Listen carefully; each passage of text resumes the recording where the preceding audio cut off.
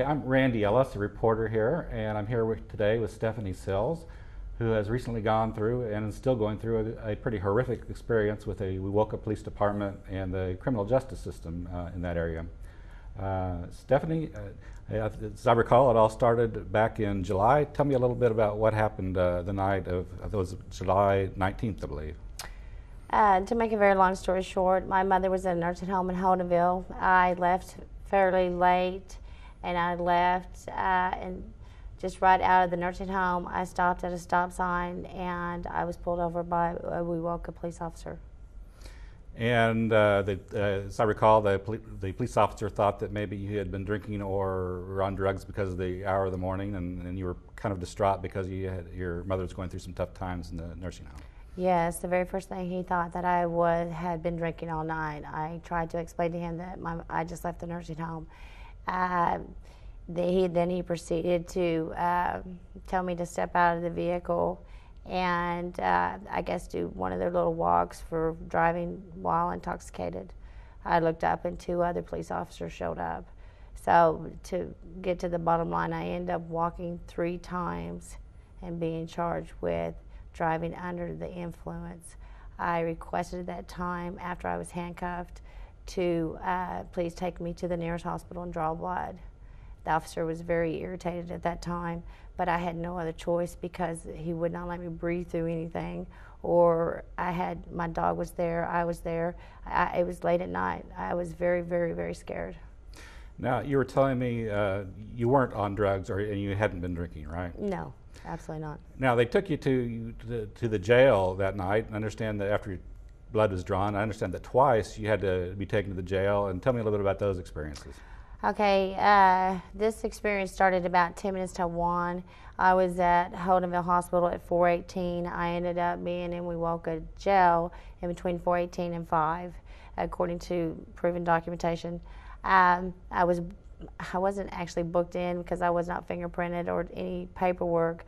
I just sat on a chair till like 5:30, and then I was put into a cell. I was bonded out the following next day.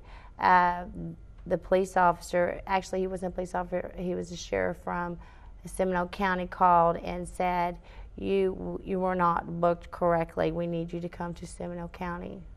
Now, the charge against you was a misdemeanor charge, and yet Yes. both times you went to the jail, they strip searched you. Is that right? They did a very brutal strip search. I think brutal, but I don't know how they do things in jails.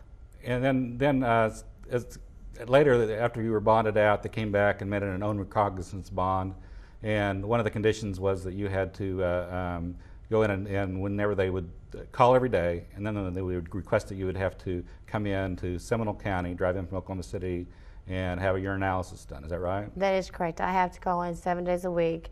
That includes the holidays, whatever, the weekends. And the only way that you know that you're called in is by the color. They give you colors. Well, they give me the color gray. I thought since it was just a misdemeanor that the color gray was a special color, but it's really not a special color, it's just a color. And so when you call in, they say we are testing the color gray. But when you call in, you have to say your name twice. And sometimes you have to spell it, and then you have to give the contact number or the phone number that you're on. So anytime they call the color gray, I have to drive from Oklahoma City to Seminole County and pay $30. It's not cash. You have to stop and get a money order. They don't take checks. It's just totally cash. So far you've already paid, going in, you said you've been tested told me about 19 times? 19 times. And it's cost you more than $500? More than just running, that's just with the $30 money orders. That does not include driving from Oklahoma City to Seminole and the wear and tear on my vehicle. So already it's been 3 months, and they're telling you that they don't have the results of the blood test yet. Is that correct? That is correct. I contacted my attorney today, and I'm finishing my education, and I wanted to get this behind me. And I called today, and I asked my attorney, do you have any blood work? He said, nope. Actually, I didn't actually personally talk to him. I talked to, I guess, his legal secretary on the phone.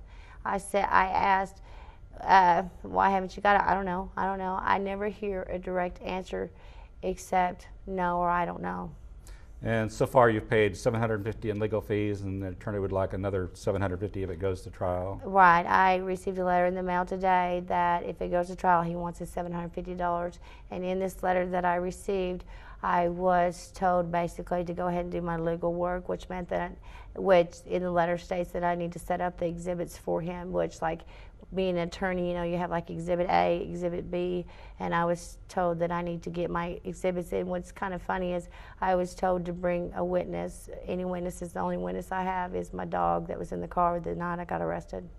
So far it's been 3 months, and your next court appearance isn't until December 1st. December 1st. You're out already well over $1,000. The fees keep mounting, and you've been humiliated and everything that all over this. And you say you weren't drinking, you weren't on drugs, and it's just cost you an enormous amount of money over things that shouldn't have happened.